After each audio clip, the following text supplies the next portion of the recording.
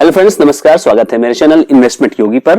Friends, आज एक नए वीडियो के साथ हाजिर है। इस टॉपिक का नाम है corporate earning announcements and share market sentiments.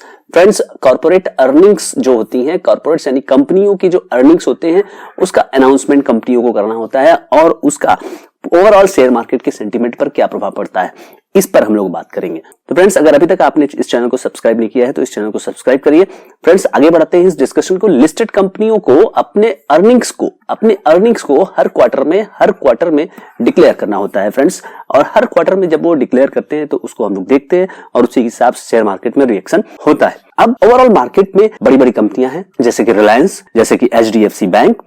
अब इन कंपनियों को, जो जायंट कंपनियां, बड़ी कंपनियां हैं, ये मार्केट की दशा दिशा तय करते हैं। अब यही कंपनियां अगर अच्छा नहीं करेंगी तो आप समझ सकते हैं कि शेयर मार्केट का सेंटीमेंट नेगेटिव हो सकता है। रिलायंस इंडस्ट्रीज देश की सबसे बड़ी कंपनी है, HDFC बैंक देश का बड़ा बैंक। अब इनके अर्निंग्स से ही सभी के अर्निंग्स का हम अंदाजा लगा सकते हैं। सभी के अर्निंग्स, ऐसा जरूरी नहीं है कि सभी के अर्निंग्स इनके हैं, अर्निंग्स के आसपास ही चलेंगे, लेकिन एक सेंटीमेंट होता है, उस सेंटीमेंट के हिसाब से मार्केट चलता है। आइए देखते हैं कि कॉर्पोरेट अर्निंग्स में क्या क्या डिक्लेयर किए जाते हैं। कॉर्पोरेट अर्निंग में कंपनियां अपने रेवेन्यू को डिक्लेयर करती है, यानी कि उन्होंने कितना सेल किया, कितना उनका सेल्स रहा है क्वार्टर में। क्वार्टर जो कि 3 महीने का होता है, उसके अंदर में उनका रेवेन्यू कितना रहा है। अब इस रेवेन्यू को क्वार्टर ऑन क्वार्टर पे के बेसिस पे और ईयर ऑन ईयर बेसिस पे कंपेयर किया जाता है और इसके आधार पे हमें पता लगता है कि कंपनी ने क्या कमाया और उसका ग्रोथ है या नेगेटिव ग्रोथ है, जो भी है वो हमें पता चलता है। इसके बाद हमें कंपनी के एक्सपेंसेस पे फोकस करना होता है। कंपनी का जो एक्सपेंसेस है उस पे कंपनी का कंट्रोल है कि नहीं है। क्वार्टर ऑन क्वार्टर और ईयर ऑन ईयर कंपनी के एक्सपेंसेस बढ़ रहे हैं, अगर बढ़ रहे हैं तो किस कारण से बढ़ रहे हैं, क्या इन्फ्लेशन उसका कारण है, तो ये कंपनी के लिए एक चिंता का विषय होता है। अगर कंपनी ने एक्सपेंसेस को कंट्रोल करके रखा हुआ है, दैट इज वेरी गुड, और अगर कंपनी के एक्सपेंसेस अनावश्यक रूप से बढ़ रहे हैं तो ये एक चिंता का विषय होता है। इसके अलावा कंपनी लोन लेती है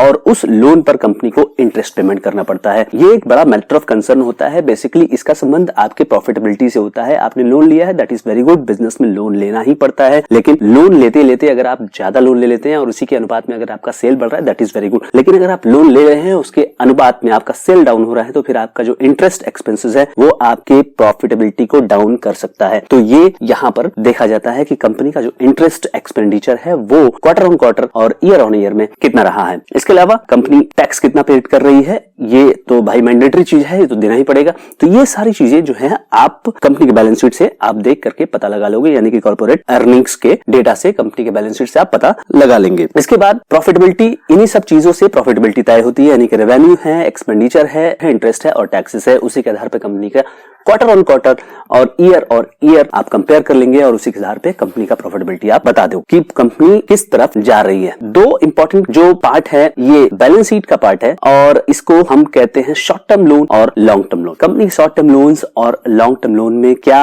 बदलाव आए हैं, क्वार्टर में और ईयर वाइज क्या बदलाव आए हैं। कोई भी कंपनी ज्यादा लोन लेकर के बैठी हुई है तो ये अच्छी बात नहीं है। उन लोन्स को कंपनी किस तरह से पेड करती चली जा रही है, अगर ये हो रहा है तो ये एक पॉजिटिव सेंटीमेंट होता है उस कंपनी को लेकर के। तो फ्रेंड्स, सवाल उठता है कि जो मार्केट सेंटीमेंट होता है, यानी कि ओवरऑल मार्केट सेंटीमेंट जो है वो कॉर्पोरेट अर्निंग्स से किस तरह से प्रभावित होता है। ओवरऑल मेजॉरिटी ऑफ कंपनीज जो बड़ी हैं, जिनका मार्केट में डोमिनेंट एक पोजीशन है, उनकी कॉर्पोरेट अर्निंग्स अगर अच्छी खासी रिपोर्ट हो रही है तो मार्केट सेंटीमेंट आपका अच्छा जाता है, मार्केट को वो प्लस में लेके चले जाते हैं, मार्केट एक अच्छे मूड में चला जाता है। अगर बड़ी बड़ी कंपनियां हो या मझोली दर्जे की कंपनियां हो, उनके अगर किसी क्वार्टर के रिजल्ट्स, ज्यादातर कंपनियों के रिजल्ट्स अच्छे नहीं आ रहे हैं, तो ये एक अच्छा संकेत नहीं होता है और मार्केट रिएक्शन देता है। मार्केट रिएक्शन देगा ही देगा, जैसे कि वो पॉजिटिव न्यूज में रिएक्शन देता है वैसे ही वो नेगेटिव न्यूज में भी रिएक्शन देगा। तो फ्रेंड्स, कहने का मतलब कि कॉर्पोरेट अर्निंग्स के जो अनाउंसमेंट होते हैं और जो हर 3 महीने में होते हैं,